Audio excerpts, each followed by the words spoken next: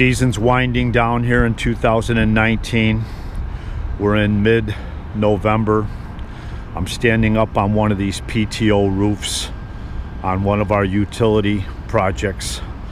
It's about 7 o'clock in the morning, and what we've got here is actually temperatures above freezing, and we've got condensation all along this PTO roof.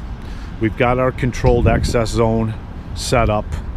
We're in the process of setting up supported scaffold here, and we'll be taking this parapet wall apart, so we'll be walking up on this parapet and egressing onto our scaffold systems.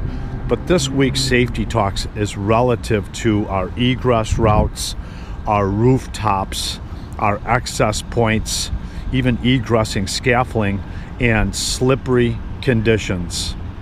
How do we engineer out slippery conditions? Because as we all know, if I fall forward or I fall backwards in a slip, I'm going to throw my arm out, and I could tear a rotator cuff, I could fracture or break a wrist by simply walking on this at 7:05 in the morning right after my safety talk.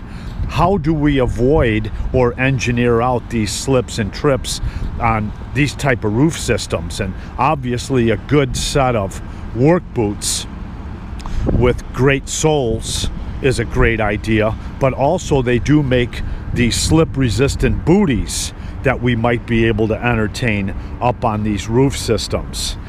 We need to understand our housekeeping up here. Keeping a clean job site is always a safer job site, but trying to engineer out these slippery conditions. If it's ice, obviously we can't melt it. We may need to create a path of a slip resistant mat, such as this one right outside the store, which is a great idea, so that when a gentleman steps out like that, he doesn't slip and hit his head on the top of that threshold.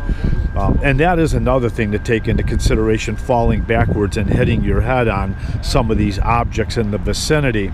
So let's think about moving into these winter months and what we can do for our pathways and access points to make them slip resistant, or somehow, some way, think of an engineering control such as the mat that we saw elsewhere alongside that doorway over there, so that we don't have these constant slips, trips, falls, and potential recordables and lost time injuries. Let's have a safe week.